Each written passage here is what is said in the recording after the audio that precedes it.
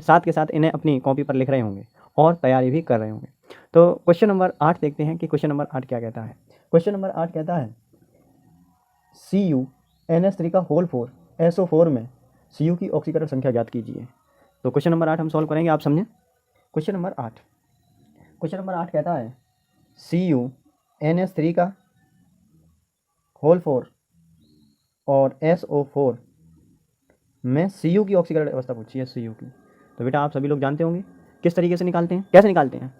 इसको निकालने के लिए नॉर्मल हम क्या करते हैं, जिसकी निकालनी होती है उसको x मानते हैं, x माना प्लस NH3 कैसा लिगेंड है आपको पता है, NH3 हमारा उदासीन लिगेंड है, तो इसलिए क्या हो गया ये 0 और कितने 4 प्लस SO4 कितना होता है, SO4 पर आवेश पता होगा -K2, यानी का कितना होगा बताइए, +-2, कोई आवेश इस पर नहीं, इक्वल टू 0। तो x + 0 - 2 इक्वल टू कितना 0, तो x इक्वल टू +2। तो कॉपर पर यहाँ पर ऑक्सीकरण अवस्था क्या आ गई +2। अच्छा ठीक है। अच्छा ये आपको दिक्कत हो रहा है कि ये उदासीन लिगेंड है कि धनात्मक लिगेंड्स है कि ऋणात्मक लिगेंड्स है, तो पहले हम उसी की बात कर लेते हैं किस तरीके से। तो आप इसमें एक टेबल बनाइए, कुछ महत्वपूर्ण चीज़ें हैं जो मैं करा दे रहा हूँ, आप साथ के साथ लिखते जाइए। एक और क्वेश्चन देखते हैं, उसके बाद वो चीज़ें देखेंगे। बेटा क्वेश्चन नंबर 9, अगर आपने इसकी सारी चीज़ें पढ़ी हो, क्वेश्चन नंबर अगर 9 देखें तो 9 कहता है कि निम्नलिखित यौगिक में IUPAC पद्धति में नाम लिखिए। IUPAC पद्धति में नाम लिखना तो आते ही होंगे, जैसे एक मैं आपको बताएं, जैसे लिखा है Ca2 और FeCN का होल 6। आपके टीचर ने आपको ये बहुत अच्छे से सिखाए होंगे कि इनका नाम कैसे लिखते हैं IUPAC पद्धति में। तो बेटा हम सभी लोग जानते हैं कि ये जो है ये धनायन है और ये ऋणायन में, इससे पहले 2 में ऐसे तोड़ लिया करो और फिर सबसे पहले इसका नाम लिखो जो इस साइड आता है। अब कौन आया, कैल्शियम, तो इसका नाम क्या हुआ कैल्शियम। और उसके बाद इधर आइए, इधर क्या है हमारा, आपको ये बात पता होगी, 1 होता है, 2 होते हैं, 3 क्या कहते हैं, 6 को क्या कहते हैं, हेक्सा कहते हैं, यानी कि कैल्शियम हेक्सा। और CN को क्या बोलते हैं बताइए, साइनो, हेक्सा साइनो। और इसको क्या बोलते हैं, FO फेरेट। और इसकी ऑक्सीकरण अवस्था कितनी आती है, जब आप इसकी ऑक्सीकरण अवस्था निकालोगे Fe की तो वो निकल के आएगी 2। तो इस तरीके से इसका पूरा क्या नाम हो गया, कैल्शियम हेक्सासाइनो फेरेट सेकंड, इस तरीके से इसका नाम होता है। अच्छा मुझे विश्वास है कि आप लोगों को यहाँ पर कहीं ना कहीं लिगेंड्स में दिक्कत आ रही होगी, कब साइनो कहते हैं, कब फेरेट कहते हैं, कब आयरन लिखते हैं। तो पहले हम उस चीज़ को कंप्लीट करा देते हैं कि जिस चीज़ में हमें, ताकि इसका ज़्यादा समस्या का सामना ना करना पड़े। तो आप लोग कुछ महत्वपूर्ण चीज़ें हैं जो लिखते चलिए। तो मैं महत्वपूर्ण ही कराऊंगा। जैसे हमें पता है लिगेंड्स हैं, एक हमारे उदासीन लिगेंड्स भी होते हैं, ऋणात्मक लिगेंड्स भी होते हैं, धनायक और धनायनिक लिगेंड्स भी होते हैं। तो जैसे हमें पता होना चाहिए कि उदासीन लिगेंड्स कौन से हैं, तो सबसे पहले हेडिंग डालिएगा उदासीन, ठीक है। तो उदासीन लिगेंड्स कौन कौन से हैं जो अभी, अच्छा उदासीन लिगेंड्स में होते तो बहुत सारे हैं, तो अभी हम बे लिगेंड्स देख रहे हैं जो एक दंतुक होते हैं। अच्छा आप भी समझते होंगे एक दंतुक का मतलब क्या है, जो एक दाता इलेक्ट्रॉन को शेयर करते हैं, यानी कि एक दाता इलेक्ट्रॉन। तो जैसे उदासीन में कौन कौन आ जाता है, आप साथ के साथ लिखिए। उदासीन में हमारा आता है जैसे H2O आया, और कौन सा आता है जैसे CO, और कौन सा आता है C2H5N और NH3 और ROH और NO। तो अब उदासीन लिगेंड्स में जब ये आया तो अगर आप ध्यान से देखें तो इसको क्या कहेंगे, H2O वाले को, इसको क्या उदासीन में बोलते हैं, इसको बोलते हैं एक्वा, ठीक। अच्छा CO को क्या बोलते हैं, C को बोलते हैं कार्बोनिल,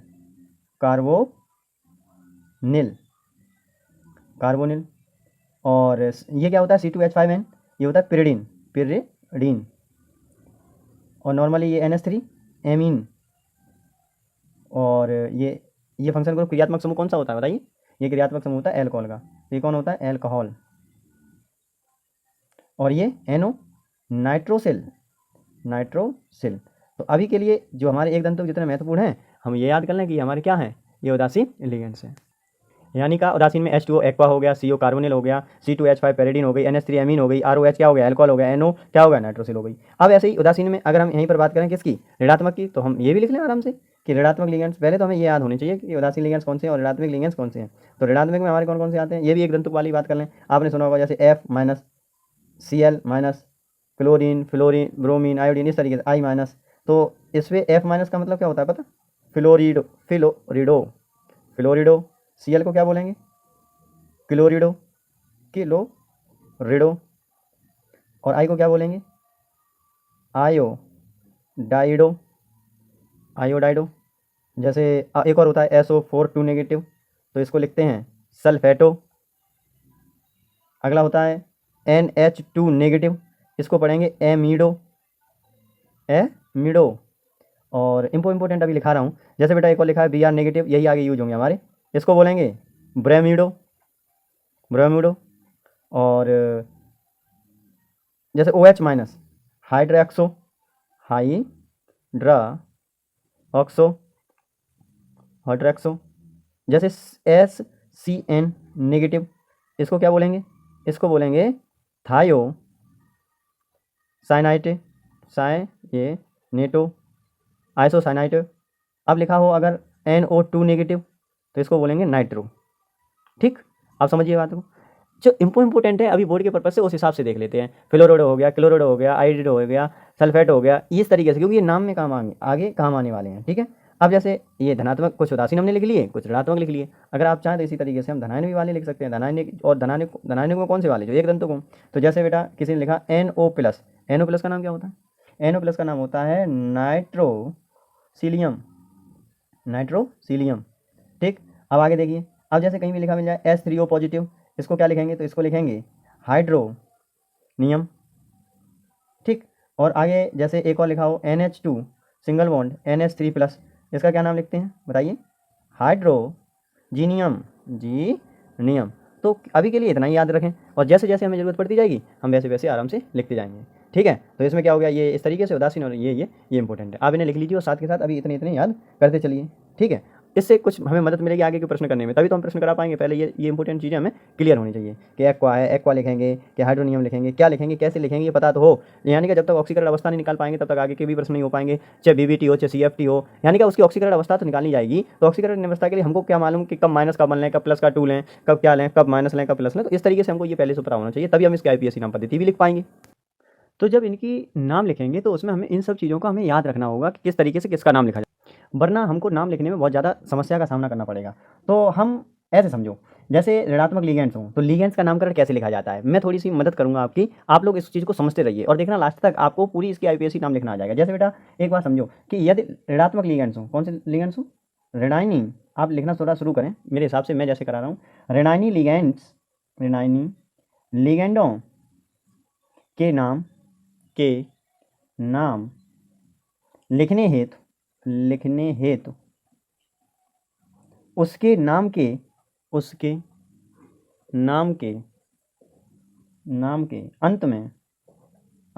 अंत में आने वाले आइट एट वा आइट एट वा आइड में ई के स्थान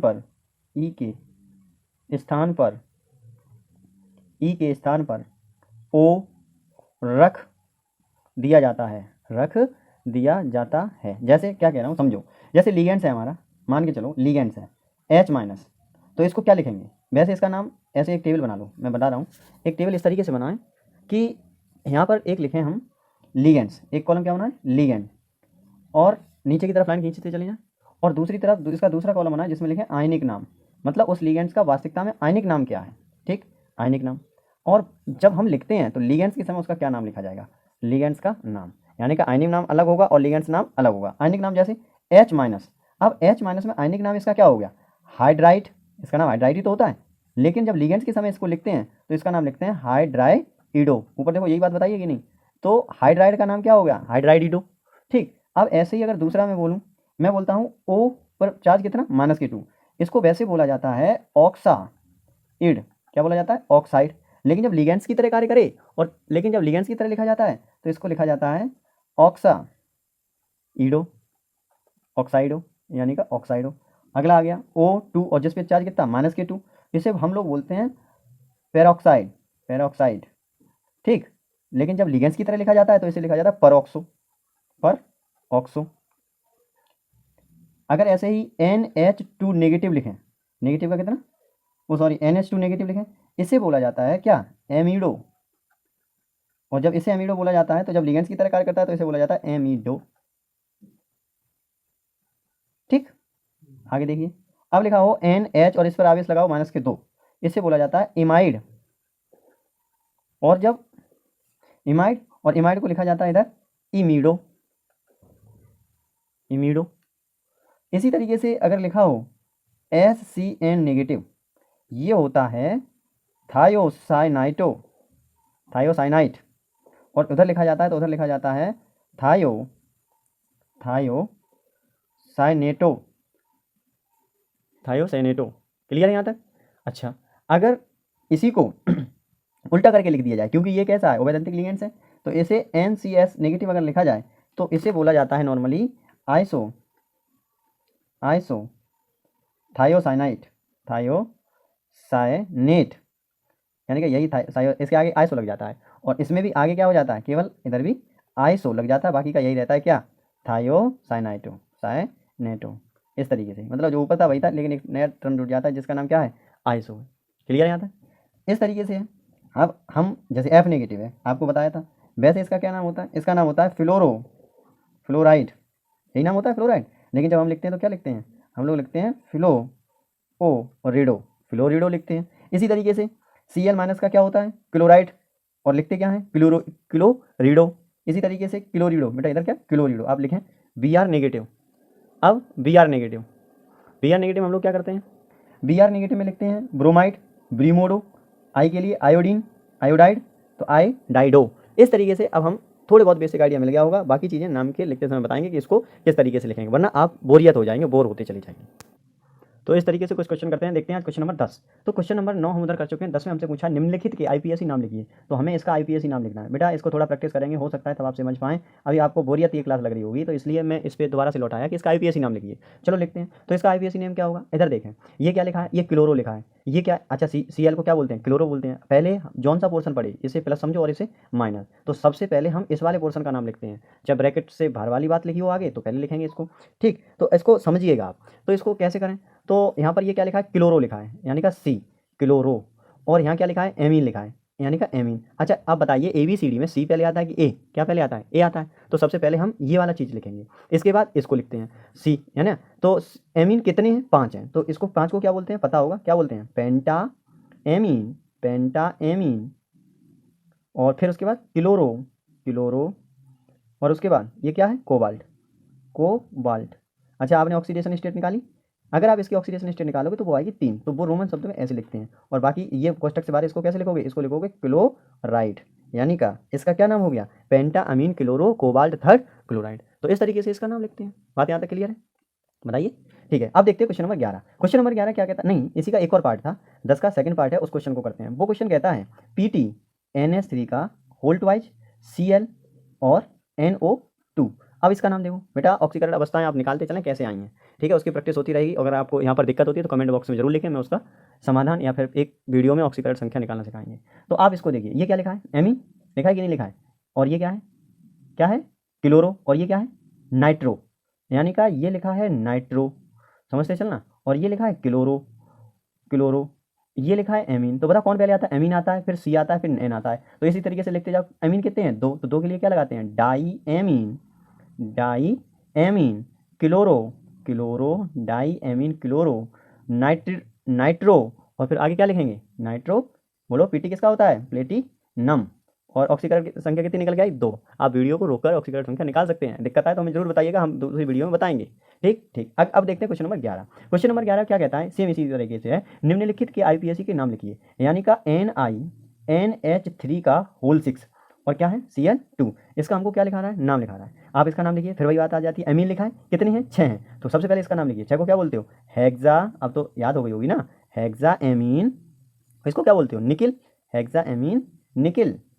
और ऑक्सीकरण संख्या कितनी, 2, और क्या लास्ट में इसको क्या लिखते हैं, ऊपर वाले में देखो क्लोराइड लिखते हैं। बार बार इसी एक जैसे रिपीट इसलिए करा रहे हैं ताकि ये आप समझ पाएँ हम बोल क्या रहे हैं, हेक्सा अमीन निकिल सेकंड क्लोराइड। इसी का दूसरा पार्ट अगर देखें, 11 का दूसरा पार्ट, सॉरी क्वेश्चन नंबर 11 का दूसरा पार्ट क्या कहता है, Mn और H2O का होल 6, और ऊपर कितना लगा है, प्लस के 2, तो Mn6, ये क्या है, H2O क्या बोलते हैं, क्या बताया था, एक्वा, तो कितनी है एक्वा, 6, तो इसको क्या लिखेंगे, हेक्सा एक्वा। Mn को क्या बोलते हैं, मैंगनीज, Mn को क्या बोलते हैं, मैंगनीज, और सेकंड आयन, जिसके ऊपर ये आवेश लगा होता है वहाँ पर आयन लिखना जरूरी हो जाता है, तो इसका नाम क्या हो गया, hexa aqua manganese second ion. तो इस तरीके से हम क्वेश्चन नंबर 11 का आंसर भी करेंगे। देखो थोड़ा हमको हिंट मिल रहा है, तो इसलिए हम लोग थोड़ा धैर्य बनाए रखें और साथ के साथ करते चलें, हम सब सीख जाएंगे। ठीक है बेटा, अब देखते हैं क्वेश्चन नंबर 12। क्वेश्चन नंबर 12 कहता है कि निम्नलिखित के IPSC नाम लिखिए। क्या? K4NiCN का होल 4। अच्छा आप सोचो, मैंने कहा था पहले इसका लिखेंगे, हमेशा इसके प्लस में तोड़ो, इसको माइनस में तोड़ दो, तो इसको लिखो। इसका क्या नाम लिखोगे? इसका नाम लिखोगे पोटेशियम। Potassium potassium potassium. अब इधर आइए, 4 को क्या बोलते हैं? Tetra. Potassium tetra. Cyano, CN को क्या बोलते हैं? साइनो। और ये निकेल नहीं लिखेंगे, ऋणात्मक लिगेंड्स है तो इसका लैटिन नेम लिखते हैं। तो क्या लिखेंगे बताइए? लैटिन नेम क्या होता है इसका? निकलेट। निकलेट। और इसकी अगर ऑक्सीकरण वो निकालोगे अवस्था वो 0 आएगी, तो इसका नाम हो गया पोटेशियम टेट्रासाइनो निकलेट। क्लियर है? अच्छा इसी का अगर आप दूसरा पार्ट देखें क्वेश्चन नंबर 12 का, तो यहाँ पर लिखा है COEN का होल ट्वाइस और Cl2 और Cl। तो पहले इसका नाम लिखा जाएगा। इसका नाम जानते क्या होता है? Ethylene diamine. Ethylene diamine. बेटा जहाँ पर पहले से डाई ट्राई जैसे शब्द इस्तेमाल हो जाते हैं उसके आगे क्या लगाते हैं? बेस, ट्रेस, टेट्राकिस जैसे शब्द लगाते हैं। ठीक है, 2 के लिए क्या लगाते हैं? बिस लगाते हैं, 3 के लिए ट्रेस लगाते हैं, 4 के लिए टेट्राकिस लगाते हैं। तो लिखिएगा इसका नाम। तो इसका नाम क्या हो जाएगा? ये क्लोरो और ये डाई एथिलीन, यानी कि क्लोरो सी पहले आएगा, तो इसका नाम हो जाएगा डाई क्लोरो। Die chloro. अब देखिएगा इसके नाम में पहले से ही डाई आ रहा है, एथिलीन डाइएमीन होता है, तो हम 2 के लिए क्या लगाते हैं? बिस, और बाकी की चीज़ ब्रैकेट में बंद करके लिखते हैं क्या? एथिलीन। इसका नाम EN का नाम याद रखें, फुल फॉर्म याद रखें, एथिलीन डाइएमीन। डाइएमीन। अब देखो डाई आगे भी लगा देते तो दिक्कत हो जाती है। अब ये नहीं समझ में आ रहा कौन सी वाली डाई, ये अंदर वाली के बाहर वाली, इसलिए बिस लगाते हैं। ठीक है, डाइएमीन। और इसके बाद इधर क्या लिखेंगे? कोबाल्ट। Cobalt third. और Cl को क्या लिखते हैं? क्लोराइट। बात यहाँ तक क्लियर है? यानी कि die chloro base ethylene diamine cobalt third ये। उसके बाद क्वेश्चन नंबर 13 देखते हैं। क्वेश्चन नंबर 13 क्या कहता है कि CrNH3 का होल 5 और CO3 और ब्रैकेट के बाद Cl का IPSC नाम लिखिए। अब इसका तो नाम आप आराम से लिख सकते हैं, क्या लिखोगे बताइए आप? इसका नाम लिखा जाएगा पेंटा एमीन। पेंटा एमीन कार्बोनेटो। इसको क्या बोलते हैं? कार्बोनेटो। पेंटा अमीन कार्बोनेटो। अब Cr को क्या बोलते हैं? क्रोमियम। क्रोमियम। ऑक्सीकरण अवस्था कितनी निकली? फर्स्ट। और क्लोराइड। बेटा आप सोच रहे होंगे हम एकदम से ऑक्सीकरण अवस्था क्यों लिख देते हैं? क्योंकि मैं ये सवाल मेरे प्रैक्टिस में तो मुझे ऑक्सीकरण अवस्था मालूम है, क्योंकि मैंने कई बार इसे क्लासरूम में भी कराया है, कई बार मैंने कोचिंग में भी कराया है, कई बार दिन भर में कई बार मैं ये क्वेश्चन कराता ही रहता हूँ, तो इसलिए मुझे ज़्यादातर की याद है, जिसमें दिक्कत आती है वो मैं निकाल लेता हूँ। ठीक है, अगर आपको भी इस तरीके से करना है तो पहले आप इसको प्रैक्टिस में लेके आइए। तो बेटा आज हम कुछ क्वेश्चन आपको होमवर्क में देंगे, आप वो होमवर्क करें जरूर, और अगर दिक्कत होती है तो नेक्स्ट वीडियो में आते सबसे पहले उन क्वेश्चनों पर डिस्कस करेंगे, और आप जरूर करें। हम अगर आपसे आंसर कमेंट बॉक्स में मांगते हैं तो आप हमें कमेंट बॉक्स में आंसर दें, नहीं तो आप कॉपी पे लिखें, और हम जब चेक करें तो आप स्वयं ही चेक करें, स्वयं टीचर बनकर चेक करें। चीटिंग इधर उधर से नहीं, ये देखें कितना सीख रहे हैं कितना नहीं। नियमित क्लास लेते रहेंगे तो फायदा होगा, अन्यथा कोई फायदा नहीं होगा, क्योंकि बेटा हर साल ज़्यादातर बच्चे पढ़ते हैं, लेकिन एक वीडियो यहाँ से देखी, एक वीडियो वहाँ से देखी, तो इस तरीके से कुछ नहीं होता है। आप किसी एक को फॉलो करिएगा, उस चीज़ की यहाँ से पूरी तैयारी कीजिए, चाहे मैं हूँ या आप जहाँ से तैयारी कर रहे हैं, आपके भविष्य की बात है, इसलिए आप समझें इस चीज़ को। तो होमवर्क के लिए क्वेश्चन नंबर 14 लिखें। क्वेश्चन नंबर 14 में लिखेंगे सभी लोग, निम्नलिखित, आप लिखिए निम्नलिखित उपसह संयोजक यौगिक के उपसह संयोजक यौगिक के IPSC नाम लिखिए। IUPAC नाम लिखिए। नंबर 1 CuNH3 का होल 4 और SO4। CuNH3 का whole 4 SO4। Number 2 K3Al C2O4 का होल थ्राइस। ये सभी प्रश्न बोर्ड में किसी न किसी वर्ष पूछे गए हैं, एक बार नहीं, 2-2 3-3 बार पूछे गए, इसलिए मैं आपको दे रहा हूँ, एक बार आप इनका प्रयास जरूर करेंगे, और नहीं तो हम आते ही इन क्वेश्चनों को दोबारा से सॉल्व करवाएंगे। इसको नंबर 3 लिखिएगा बेटा, इसका AgNH3 का होल ट्वाइज Cl। और अगला लिखें, चौथा क्वेश्चन इसमें FeH2O का होल 6 Cl3। क्वेश्चन नंबर 5 इसी में PtNH3 का होल ट्वाइस Cl2। इसी का क्वेश्चन नंबर 6 लिखेंगे। क्वेश्चन 6 इसमें कहता है K3CrCN का होल 6। इसी का 7th पार्ट कहता है K3COC2O4 का होल थ्राइस। C2O4 का होल थ्राइस। और इसी का क्वेश्चन नंबर 8 कहता है COEN का होल ट्वाइस। EN का होल ट्वाइस Cl2 Cl। अगर सीखना चाहते हो तो ये करके लाना, चाहे गलत क्यों ना हो जाए, हम आते ही सबसे पहले इसको कराएंगे। बेटा एक क्वेश्चन और लिखते हैं, क्वेश्चन नंबर 15। क्वेश्चन नंबर 15 में ये सभी के लिए कंपलसरी क्वेश्चन है, ऐसे समझिएगा, ये आपको करना बहुत अनिवार्य है। कमेंट बॉक्स में आपको ये जरूर लिखना है कि IUPAC की विस्तार रूप क्या है, यानी कि इसकी फुल फॉर्म क्या है। फुल फॉर्म IUPAC की आप कमेंट बॉक्स में जरूर लिखें कि इसकी फुल फॉर्म क्या है। तो इस तरीके से आप इनको तैयार करें, इसमें जो भी समस्या आती है आपकी वो समस्या को अच्छे से समझेंगे कि इसमें इस तरह की समस्या है, और इनको करें। जितने उधर कराए हैं वो भी सारी तैयारी करके आएंगे, और फिर जैसे ही उसके